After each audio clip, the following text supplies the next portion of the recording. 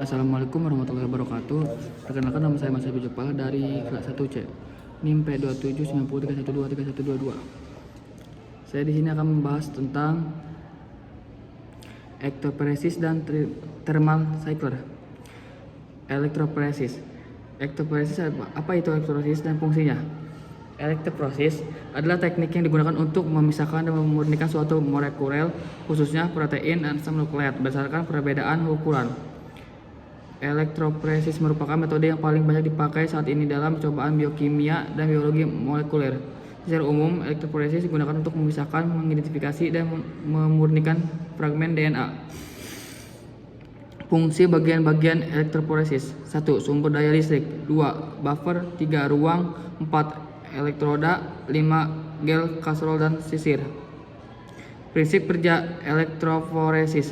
Menurut George Stokes, besarnya gaya gesek pada fluida disebabkan viskositas fluida. Semakin besar viskositas atau kekentalan fluida, maka akan semakin sulit suatu fluida untuk mengalir dan juga menunjukkan semakin sulit suatu benda bergerak dalam fluida tersebut. Di dalam zat cair, viskositas dihasilkan oleh gaya kohesi antara molekuler zat cair. Gaya ini disebut gaya Stokes. Elektroforesis. Jenis-jenis elektroforesis: ada elektroforesis kapiler, elektroforesis gel, dan elektroforesis kertas. Jenis-jenis elektroforesis: 1. Elektroforesis kertas. 2. Elektroforesis gel. 3. Elektroforesis kapiler.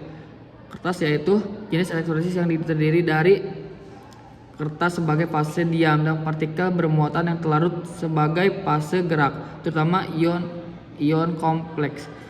Elektroforesis gel adalah dalam elektroforesis gel molekul-molekul dipisahkan berdasarkan laju perpindahan oleh gaya listrik, dan dalam kandungan gel laju perpindahan tersebut bergantung pada ukuran molekul bersangkutan. Elektroforesis kapiler itu metode elektroforesis yang digunakan untuk memisahkan asam amino, protein, lipid, karbohidrat, dan nukleuda dengan resolusi tinggi yang dilakukan pada pipa kapiler berisi buffer. Faktor-faktor yang mempengaruhi elektroforesis. Proses pemisahan dengan elektroforesis sangat dipengaruhi oleh teknik pengerjaan dalam pengoperasian alat tersebut. Ada beberapa faktor penentu yang dapat mempengaruhi proses pemisahan, yaitu: 1. Sampel. 2. Larutan buffer. 3. Medan listrik. Cara penggunaan elektroforesis: 1. Siapkan gel untuk elektroforesis. 2. Jepit gel di dalam tempat gel.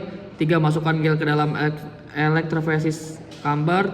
4. Tuang running buffer sampai batas yang tertera dalam elektroforesis chamber.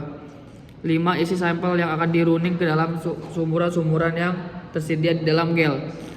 6. Tutup chamber, pastikan kabel yang merah dan kabel hitam tidak tertukar. 7. Sambungkan ke power supply dan set tegangan volt, kuat, arus, ampere, dan waktu menit. Kemudian mulai running. 8. Setelah selesai, lepas gel dari kaca dan perlukan sesuai dengan kebutuhan.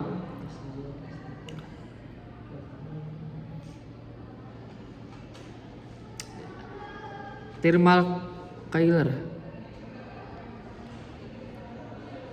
Thermal cycler adalah alat laboratorium yang paling umum digunakan untuk mengamplifikasi segmen DNA melalui reaksi berantai polimerasa atau PCR. 5. Thermal cycler juga dapat digunakan di laboratorium untuk memfasilitasi reaksi dalam sensitif terhadap suhu, seperti pencernaan enzim, destilasi, atau diagnosis cepat.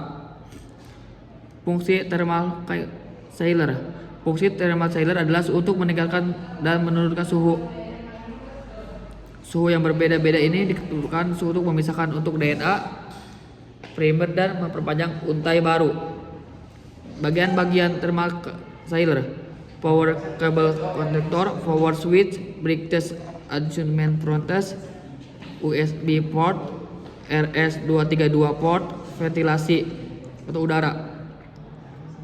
Cara penggunaan thermal cycler: masukkan tabung PCR ke dalam lubang-lubang blok thermal dan pastikan tabung duduk dengan rata. Tutup penutup thermal cycler dengan rapat dan mulai program. Tunggu hingga program selesai dan ambil tabung PCR dari blok terminal.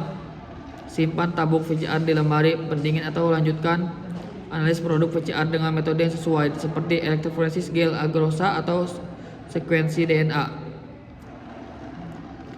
Cara perawatan thermal sealer.